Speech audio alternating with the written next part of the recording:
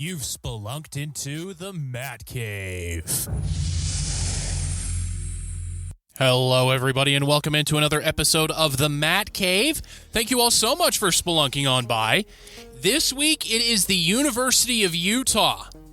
Yeah, that was quite a season, wasn't it? Going to be doing a review of their season, what I saw, what went wrong, all of that stuff. I'll try to paint it in a different light than everything that you guys have been seeing and hearing and reading and listening to for the past 6 or so months. I'll try to do it differently. Maybe I'll get some insights that you didn't know about. We'll see. But that'll be the episode this week, and then next week it'll be BYU, and after that I'll be back to regularly scheduled programming, talking about Utah Hockey Club, the Jazz, Real Salt Lake's sell-off. That has a lot of fans, myself included, very angry, but we'll get to that in a couple of weeks. But hey, thanks for being here. If you could do me a favor, rate, review, like, comment, subscribe, wherever it is, however you listen. Help me out a ton. Get more spelunkers in here so that we can get me doing this every day. That is the goal, still.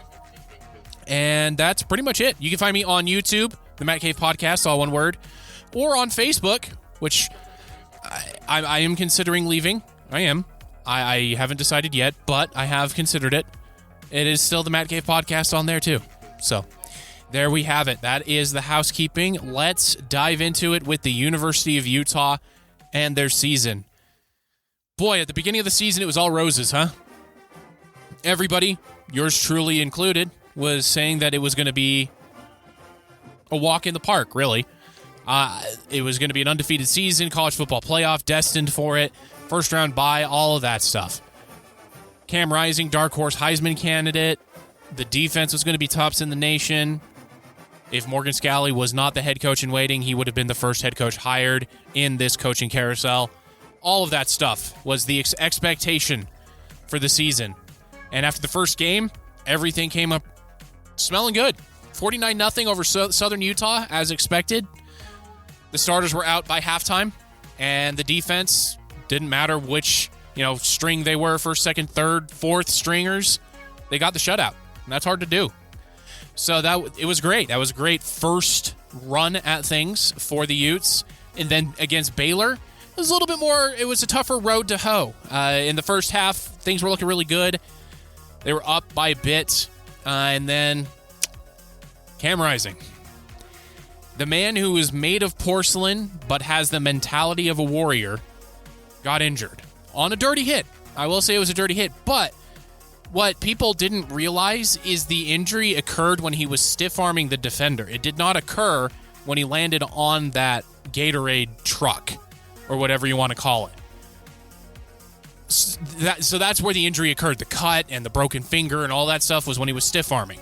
I don't know why you stiff-arm with your throwing hand, but you'd have to ask Cam that. And that's when the wheels came off. The second half for the Utes in that game didn't score a single point. I mean, going into halftime, it was 23-3. It was great. But then on trotted Isaac Wilson, who didn't think he'd have to play a snap this season. That sounds familiar, right, for the Wilson family? And things just looked off. It looked like they weren't as prepared as Kyle Whittingham was touting themselves to be. And the defense, the defense was still coming to play week over week. But the warning signs were going off against Baylor in that second half. You could understand why things were a little bit different for them. Obviously, nobody was expecting Isaac Wilson to play, let alone Isaac Wilson himself. And so the next week came across Utah State. Big brother, little brother. Always a hotly contested game, if not close. Utah going into halftime 17-14. Utah State was giving them a game. Bryson Barnes sticking it to his former teammates. But in the second half, Utah's defense really showed up, shut down everything that Utah State was trying to do. And Isaac Wilson had a decent game. He was 20 of 33, 239 yards, 3 touchdowns and an interception. Mekhi Bernard, 17 carries, 123 yards and a touchdown. There were warning signs, but there were also throws that Isaac Wilson made that made you think, okay, maybe things will be okay. Maybe things will work out because the kid has the arm talent. He just has to put everything else together. And then Oklahoma State. Another victory for the Utes, 22-19, but that was a game that kind of showed what was going to happen for both Utah and Oklahoma State.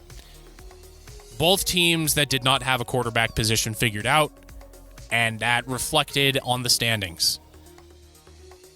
Overall, the defense, again, looked really good until that fourth quarter, but that was only because the Utah offense couldn't stay on the field, right? So we look at this and we go, uh-oh.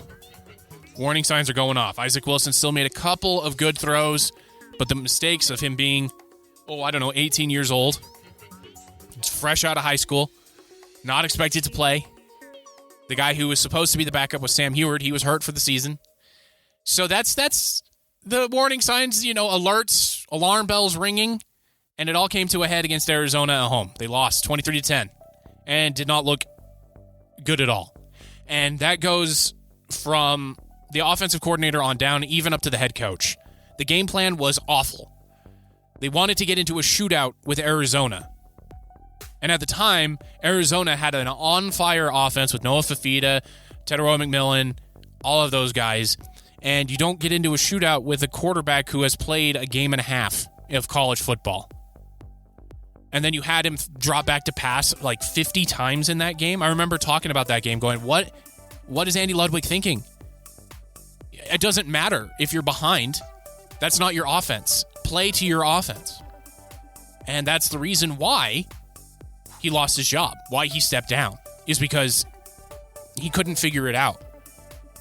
Next week against Arizona State, a really close game again for the Utes. Arizona State snuck it out. That's what they did all season, and they almost did it again in the college football playoff. They snuck out a game against a team that is better than them. Cam Rising returned. It was supposed to be a return to normalcy for the Utes. Get back on schedule. First or second pass play, Cam Rising gets rolled up on, gets a high ankle sprain with some ligament damage, and somehow played through it. That's why he has the mindset of a warrior with a body made of porcelain. He played through that. Not many people can say they can do that. Mekhi Bernard proved that he can carry the load when called upon, but Arizona State won that one towards the end of regulation, really. And Utah's defense came to play, but the Utes defense did not. And then after that, I'm not going to go through every other game. That was back when the season was still potentially in hand. They rattled off losses pretty much throughout the rest of the season until the Central Florida game, where they won 28-14 against a coach for Central Florida and Gus Malzahn that was already out the door. I'm pretty sure, this is just rumor, but I'm pretty sure he already accepted that offensive coordinator gig at Florida State before the game. But that's just rumor. That's just me thinking out loud, I guess you could say. But I talked about the BYU and Utah game ad nauseum that week. I'm not going to bring it up again, but that kind of showed the difference between the two programs in that if BYU's quarterback isn't playing like a BYU quarterback should, BYU can still win based off of the other two phases of the game, defense and special teams. That used to be the earmark of Utah. It was run the ball, and then defense and special teams. Control the clock, 75% possession, all of that stuff. And that's kind of what BYU is turning into. I don't like it. I'd rather have the BYU of LaVell Edwards, where its quarterbacks throw the ball all over the place. Anyway, this is a Utah program. And that kind of showed the gulf between the two schools. So the change was made, I believe, at the Houston game for Andy Ludwig to be replaced. I think it was actually before that, after the TCU game, where they only put up 7 points at home. And then the guy they replaced him with didn't make any changes to the playbook, didn't make it any better for Isaac Wilson or whoever was playing quarterback. And that's really just the song of the season for Utah. It was second verse, same as the first. We throw the ball 900 times when we don't have a team set up for that. We have an offensive playbook that is the size of the Yellow Pages. They're dating myself there, but a huge playbook that we barely pared down for a true freshman. It was originally built for a guy who, if healthy, could play on Sundays. And he's not healthy, so he won't be. But that's what happened. It was a coaching staff that was not prepared for the worst case scenario when that's what you're paid to do. is, okay, we have all of this set up and set in. What happens if the worst happens? And I get it, sports people, I used to be this way too. I still am a little bit, are superstitious, so you don't even want to think about that. Because if you think about that, it's going to happen. And so you don't want to set anything up, but you have to. And Utah just didn't. And so going into the offseason, it was all about Kyle Whittingham. Rightfully so. Will he retire? Will he come back? Well, it only took him about 10 days. He said he was coming back. And you can kind of tell that this is probably the last hurrah. Because Utah is going hard into the transfer portal.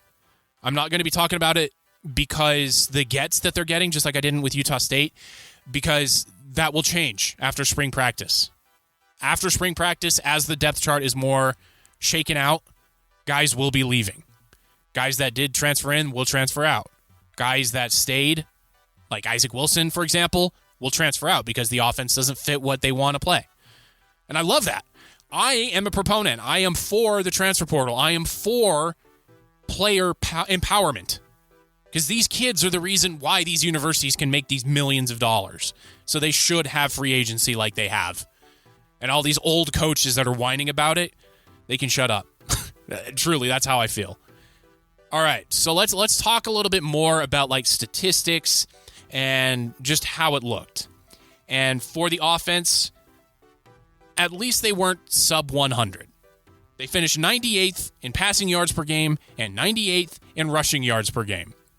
Points for, well, that was 106th. They finished with 23.3.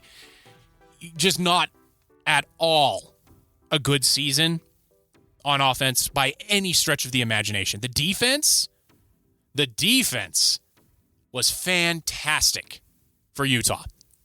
They were still top 30 in the country in almost every statistic out there. Passing yards allowed, rushing yards allowed, points allowed, yards per game allowed. Towards the top. And that's why Morgan Scalley is head coach in waiting. Because he would be gone. There would be a Power 4 school out there that would have backed up the Brinks truck to his house to get him to come. And Utah had to. They had to pull the trigger on him being head coach in waiting. And that's another reason why I think this is Kyle Whittingham's last hurrah. Is Morgan Scalley is not going to be waiting around much longer. He's not. He's just not. All right. So those are the statistics there. Points against, like I said, 20.7. They were 25th in the nation. Like everything was great for the defense. Everything. The special teams was not up to snuff. The kicking game struggled massively with just all of this stuff going on. Cole Becker was 23-23 for extra points, but field goals, he was only 18 to 24, and from 50 plus, he was 0 for 2. And then from 40 to 49, he was 7 for 10. That's not a University of Utah kicker. That's not Louis Sakota levels. That's not Matt Gay. That's not good enough. So I believe he moves on, graduates. Yep, he was a senior, and they turned the leaf there. Jack Bouwmeester was pretty much the MVP for the team. He was. I mean, he was on the field more than the quarterback was, it felt like some games. And he moves on to Texas. And here we go into the transfer portal and what the University of Utah is losing there. And then we're going to go into the coaching staff and my expectations for the team there.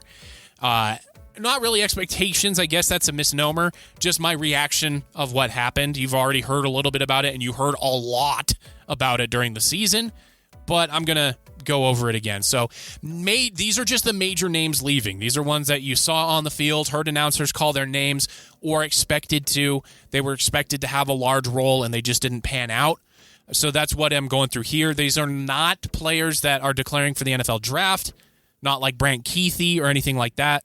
Those guys are separate. Those guys will be on my NFL draft preview episode in a couple of months.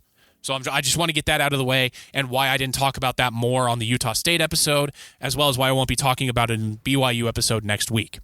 All right, so the players that the University of Utah are leaving are, let's start with the big names. So let's start with Brandon Rose. Brandon Rose led the Utes against BYU, almost guided them to the upset, 22-21. He didn't look great, I'm going to be honest. He didn't look great, but he looked better than Isaac Wilson. But again, that's not really saying much, right? He was the best of a bad situation, and he got hurt in that game and was out for the rest of the season. He transfers out. His stat line for that BYU game was 157 yards, 2 touchdowns, 2 interceptions, and 66 rushing yards. He is transferring out to the University of Massachusetts. It was really weird. I didn't really see any link. There's not really any offensive coaches he's going with. Maybe they recruited him out of high school. I don't know. But that's where he's headed. He's a redshirt sophomore, so he has a lot of eligibility left for the Minutemen. The next big name I want to talk about is Micah Pittman. He was my pick to be the breakout star. I had a bad year when it came to breakout stars this year. Utah State, it was Robert Briggs Jr., hurt in the second game. Micah Pittman, drop C's. He was in Kyle Whittingham's doghouse for most of the season. And then Keanu Hill for BYU, who the only time he ever got a ball thrown to him from Jake the Mistake was a hospital pass. That's the only time Keanu Hill ever got the ball. So a great job by me on those breakout players. But Micah Pittman, my pick for breakout player for the University of Utah, only had 6 catches for 50 yards, no touchdowns. He has not announced a destination yet. I don't know if anybody's really a front runner right now. It's kind of been mum as far as that goes. But those are the first 2 big names. Keanu Tanuvasa. He was expected to be the anchor for the University of Utah defensive line, and he has been his first 2 years, and he was expected to be for the next 2. But he transferred out, and he's going to BYU. I'm not going to go into the what's and whys. You can find that both on X, you can find it on Instagram, and you can find it on YouTube. BYU did an interview with him. The whole 9 yards. You can go find that stuff there. I'm not going to get into it. But he had 16 tackles, 1 sack, and 4 passes broken up, tipped at the line, what have you. I feel like the majority of those came in the BYU game against Jake Retzlaff. Anytime Jake Retzlaff was about to throw the ball, I swear it's Pepe Tanavasa's hand popping up there and knocking it down at the line. I swear that happened like every play. But he's down to Provo, to the school down south. That's a pretty big gap to fill, both physically as well as structurally and scheme wise. Mike Mitchell, he was expected to be the next man up when it came to the running back position after Mekhi Bernard left, graduating. He did not have the season anybody expected him to have. It was not a good season at all for any of the backup running backs for Utah. But Mike Mitchell had 158 yards rushing and 1 touchdown. He is transferring down further south to Arizona. Now, Cam Calhoun, he was a stud in the defensive secondary for Utah. He is transferring out to Alabama. That's how good of a season he had. He had 21 tackles, 9 passes defensed, and 1 interception. He is gone to Alabama. Carson Ryan, he was supposed to form a 1-2 punch with Brant Keithy with a healthy Cam Rising. It didn't quite work out that way. But he had 10 receptions, 113 yards, and 1 touchdown. He came on stronger towards the end of the season as Isaac Wilson was getting more and more comfortable in the system. He transfers along with Pepe Tanavasa down to BYU. And then Jalen Glover. He also was supposed to be the backup, the guy to kind of spell Mekhi Bernard and do better than he did. He had, 60 yards and 0 touchdown. Yeah, not quite the season he was hoping for, not quite the season the coaching staff or the fans were hoping for either. He was also not a factor in the passing game, so he transfers out. He is going to UNLV. Then we have Jack Bomeister. Like I said earlier, I want to just repeat how important he was for the Utes. He is transferring to Steve Sarkisian's Texas Longhorns. He is going to the team that is going to be the presumptive favorite to win the national championship next season, I think. That's a way too early prediction here, but you got it. Sam Heward, he was supposed to be the backup to Cam Rising. He was a 4-star recruit coming out of high school, and he was injured for the season. They just didn't really announce it till the end of the season that he was hurt, but there you go. He's transferring to USC. And lastly, Dijon Stanley, another one of those running backs that was supposed to be able to spell Mekhi Bernard, but he couldn't. 66 yards, 0 touchdowns rushing, 7 catches, 166 yards, 2 touchdowns. More of a scat back is what they used to be called. Now they're more like third down backs or receiving backs is what they're called now. But those are the major guys that are leaving, ones that you saw play a lot. There are other players in the transfer portal. In total, at least from on3.com, which is where I go for like transfer news, there are 23 total players in the portal that either have not announced their destination or have officially left the University of Utah. Obviously, this is not counting Isaac Wilson, who put it in and then took his name out.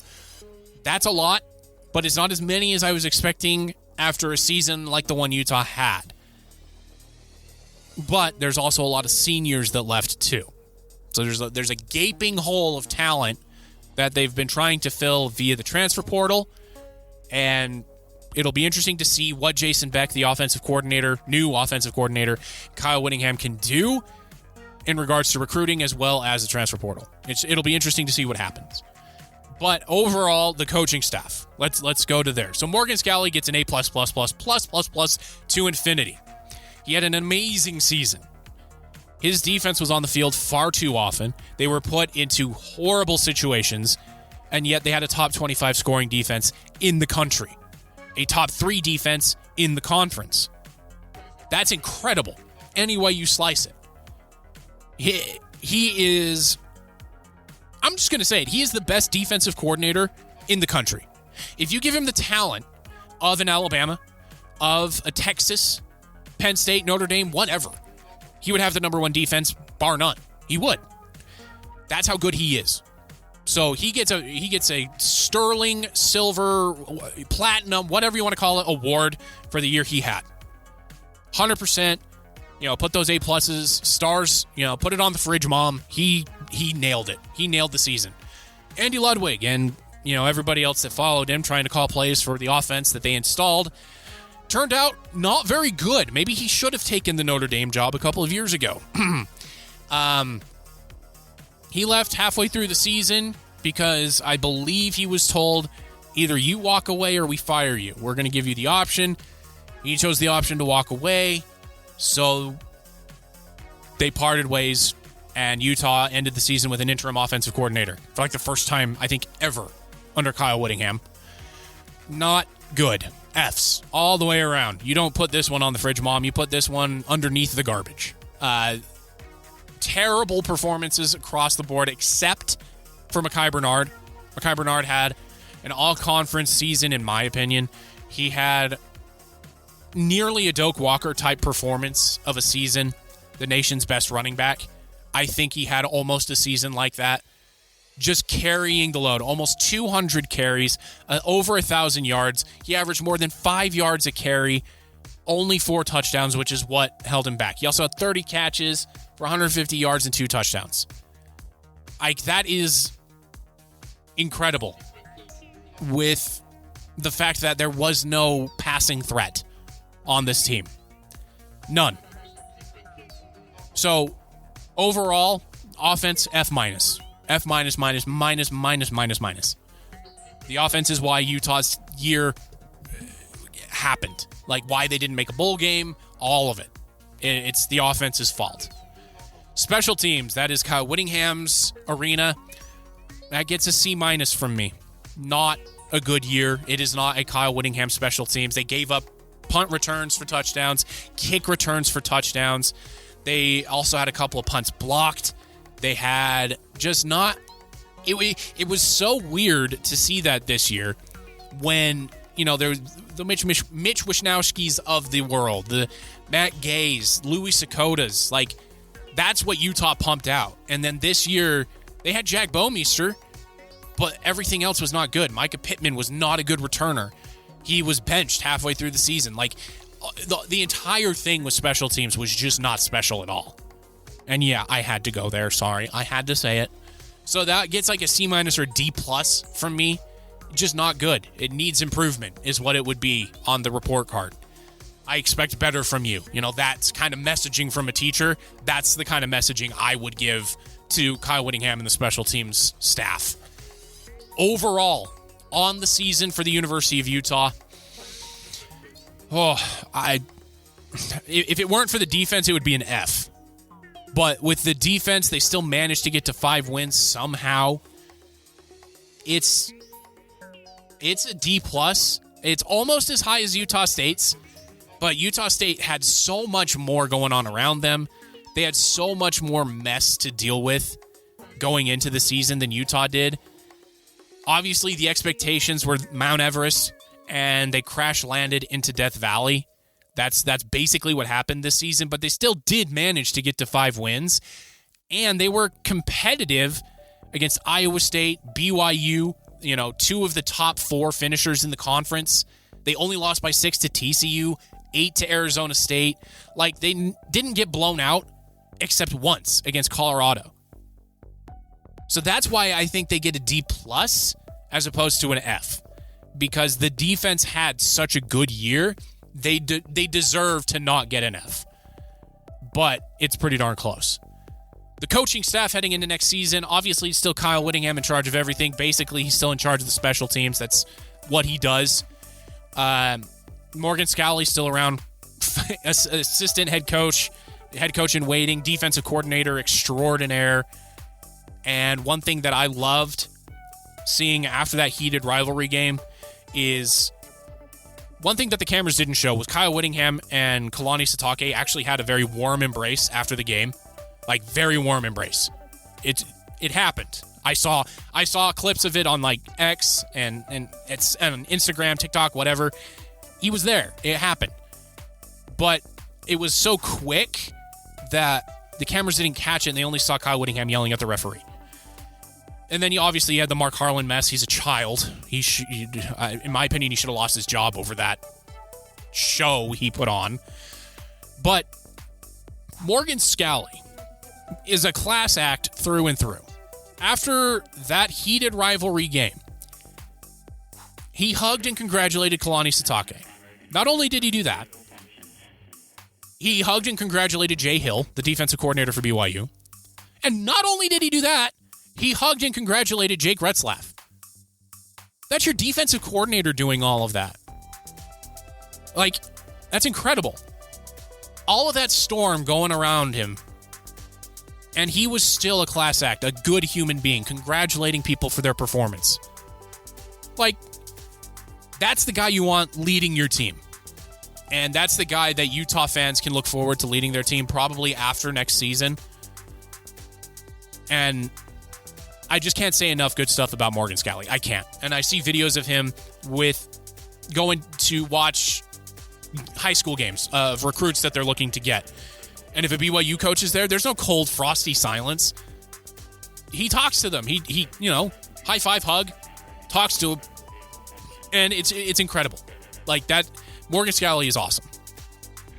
And if I were to tell myself when I was in high school, because Morgan Scalley played when I was in high school for the University of Utah, so he was the devil. If I were to tell myself that I would think that 17, 18 years ago, I would have been apoplectic. I would have been like, no way. Nothing from that university is good. But I've grown. Spelunkers, see, I've grown. Offensive coordinator, obviously Andy Ludwig and everything else after him was a complete and utter disaster. No other way to slice it. In comes Jason Beck from the University of New Mexico. He's bringing his quarterback, Dampier. We'll see what happens. It's a different offense than what Utah fans are used to seeing. It's more quarterback run heavy. It's basically, if I could quantify it, and it's really hard to, it's like the power spread option, where it's all hinges on the quarterback, which I know Utah fans, you're a little reticent about that after last season. And we'll have to see if Dampier can hold up in a Power 4 schedule. But he held up very well for New Mexico. New Mexico went 5-7. They almost went to a bowl game. They had a very flashy offense, scored a ton of points. It'll be interesting to see what Jason Beck can do when he's not reined in by Bronco Mendenhall and when he has the availability of talent that Utah has. He hasn't had that. He had BYU when they were first independent, and then he had the University of Virginia, and then he had New Mexico. None of those have the same talent pool as the University of Utah has right now. So it'll be very interesting to see what they do post-winter transfer portal, post-spring practice, who they're able to bring in. But the season overall, failure. D+, that's not a passing grade. C's get degrees, not D's. And Utah did not get a degree in football this year. All right, that's the episode this week, everybody. Thank you so much for listening. Next week, it will be the BYU review, and I'll try to not be biased on it, but I've got some bangers for you next week. So just listen up for it, and I'll see you then. Take care, everybody.